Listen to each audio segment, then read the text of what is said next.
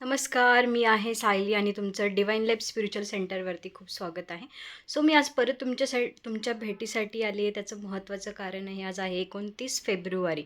29 February 1956 रोजी या पृथ्वी तलावरती माताजींनी अतिमानसाचं आविष्करण घडवून आणलं होतं. सो बेसिकली अतिमानस म्हणजे काय?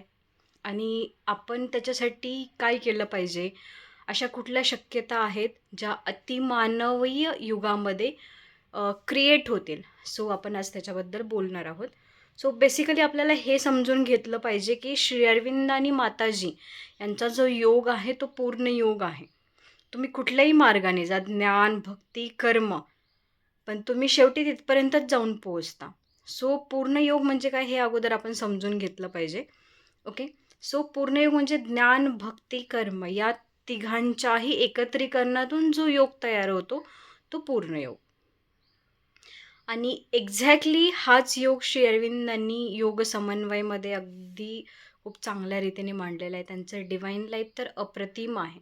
सो बेसिकली आजच्या या व्हिडिओजमध्ये आपण बघणार आहोत, की आज असं काय घडलं होतं आणि याच्यामुळे काय झालं. सो अतिमानसीय तत्व, अतिमानसीय ऊर्जा म्हणू शकतो, चैतन्य म्हणू शकतो, किंवा अशी एक हायर लेवल ऑफ एनर्जी किंवा चैतन्य या पृथ्वी तलावरती अवतरित करण्याचं काम या दिवशी माताजींनी केलं.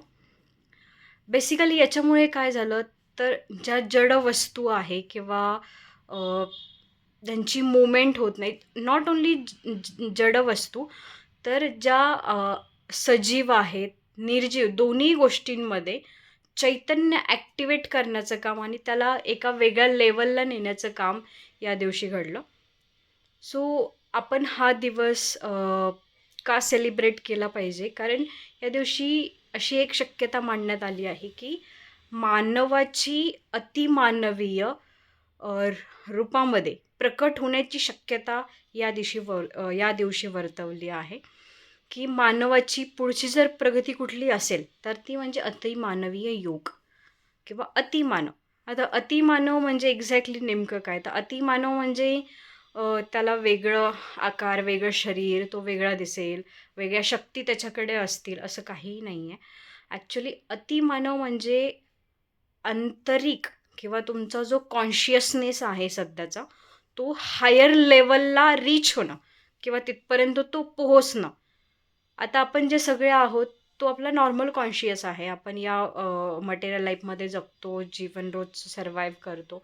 तर या कॉन्शियसनेसला किंवा या चैतन्याला एका वेगळ्या लेवलला घेऊन जाणं किंवा त्याचं वेगळं असं ट्रान्सफॉर्मेशन होणार आहे. आता बेसिकली या पण शक्यता आपण समजावून घेतल्या पाहिजे, की आपण ज्यावेळी मेडिटेशन करतो किंवा ध्यान करतो किंवा एका पर्टिक्युलर टाईम पिरियडच्या वेळी आपण त्या चैतन्याशी कनेक्ट होण्याचा ट्राय करतो, तेव्हा डेफिनेटली आपण जे हायर कॉन्शियसनेस आहे किंवा जे हायर चैतन्य आहे, आपण त्याच्याशी कनेक्ट होतो. But only temporary. आणि अतिमानवी योगामध्ये हे परमनंट असणार आहे.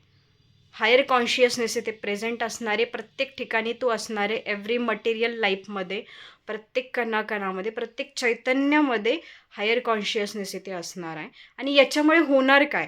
बेसिकली अतिमानवी आविष्करण इथे झालं किंवा अतिमानसाचं अवतरण या पृथ्वी तलावरती झालं.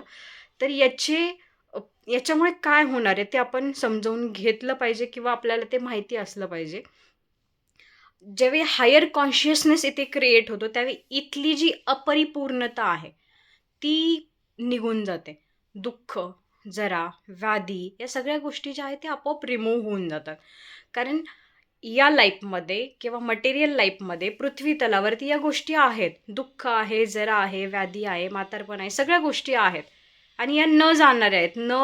पण ह्या जाऊच शकत नाही किंवा अशी शक्यताच नाही, असं त्यांनी सांगितलेलं नाही आहे. याची संभाव्यता किंवा शक्यता त्यांनी सांगितलेली आहे, की याच्या अवतरणानंतर या गोष्टी घडतील. पृथ्वी मातेची जी काही अपरिपूर्णता आहे, ती पहिल्यांदा रिमूव्ह व्हायला सुरू होईल. आणि जास्तीत जास्त परिपक्वता, जास्तीत जास्त परिपूर्णता या ठिकाणी येईल. ही गोष्ट अत्यंत महत्त्वाची आहे. कारण आपण कितीही सगळ्या गोष्टी अचीव्ह केल्या, आपण सगळं काही मिळवण्याचा प्रयत्न केला, तरी कुठेतरी असं वाटतं, की काहीतरी कमी आहे आपल्या लाईफमध्ये. कधीतरी असा विचार येतो की खरंच मी हे का करतोय, मी हे जीवन का जगतोय, माझा जन्म कशासाठी आहे, मी कुठून आले, मला कुठे जायचं आहे, हे प्रश्न ज्यावेळी आपल्याला पडतात ना, त्यावेळी त्या पॉईंट ऑफ व्ह्यूने आपल्याला या गोष्टी लक्षात घेतल्या पाहिजे की ज्या अर्थी हे प्रश्न पडत आहेत त्या अर्थी त्यांची उत्तरही नक्कीच असली पाहिजे. आणि हो, डेफिनेटली आहेत. आणि त्याची संभाव्यता, शक्यता श्री अरविंदांनी माताजी यांच्या योगामध्ये किंवा श्री अरविंदांच्या पूर्ण योगामध्ये सांगितलेली आहे की ज्यावेळी आपल्याला असे प्रश्न पडतात त्याची उत्तर हे आहे की येस, डेफिनेटली परिपूर्णता आहे, मानव परिपूर्ण होऊ शकतो. हे जे विचार येतात, मी कोण, कुठून आलो, माझा जन्म कशासाठी झाला आणि माझ्या माझ्या लाईफमध्ये एवढं सगळं मिळवूनही तरी पण अपरिपूर्ण आहे, ही जी भावना आहे ना, ती रिमूव्ह करण्याचं काम या अवतरणाने महत्त्वाचं केलं. परिपूर्णता, पूर्ण योग, चैतन्याचं हायर लेवल कॉन्शियसमध्ये ट्रान्सफॉर्मेशन होणं, या गोष्टी या दिवशी सगळ्या घडल्या. आणि ही पण शक्यता वर्तवली की एक आपण तर आहोच, हे मानवीय जग आहे, पण याच्या पलीकडेही एक अतिमानवीय जग आहे. ऑलरेडी तशी ट्रान्सफॉर्मेशनची जी काही प्रक्रिया आहे ती पण सुरू झाली आहे. तशी लोकही निर्माण होत आहेत.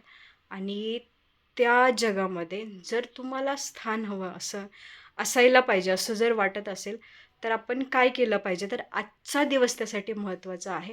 आजच्या दिवशी श्री अरबिंदो आणि माताजी यांना मनापासून प्रार्थना करायला हवी की आम्हाला त्या जगामध्ये स्थान द्या. आम्हालाही ते सगळं जाणून घ्यायचं आहे आणि मानवाची अतिमानवीय जीवनाकडे वाटचाल यासाठी आम्हाला आशीर्वाद आणि तुमचं प्रेम सदैव आम्हाला हवं आहे. अशी प्रार्थना आजच्या दिवशी तर सगळ्यांनी केली पाहिजे. जे श्री अरविंदांनी माताजी यांच्या योगासाठी किंवा तिकडे जाण्यासाठी त्यांच्या मनामध्ये अभिप्सा आहे, या लोकांनी प्रार्थना केली पाहिजे. आणि आजच्या दिवशी जर ती इंटेन्सिटी खूप जास्ती लेवलला असेल तर डेफिनेटली त्यांच्याकडून आपल्याला रिस्पॉन्स मिळतो, इवन मिळतो नाही, मिळतोच. कारण ते प्रत्येक क्षणी आपल्यासोबत असतात. प्रत्येक क्षणी जर आपण त्यांना समर्पित व्हायचा जर प्रयत्न केला तर ते एव्हरी मुमेंटला, एव्हरी सेकंड आपल्यासोबत असतात, आपलं लाईफ चालवतात आणि आपल्याला त्या जीवनामध्ये परिवर्तित होण्यासाठी मदत करतात. सो आज मला तुम्हाला भेटण्याचं कारण हे होतं की हे का झालं, कशासाठी झालं, याची एक थोडक्यात तुम्हाला मला माहिती द्यायची होती. इथून म्हणजे मी तुमच्यासोबत नेहमी असणार आहे. सो आता इथेच थांबूया आणि नेक्स्ट व्हिडिओजमध्ये आपण परत भेटूया. तोपर्यंत श्रीराम.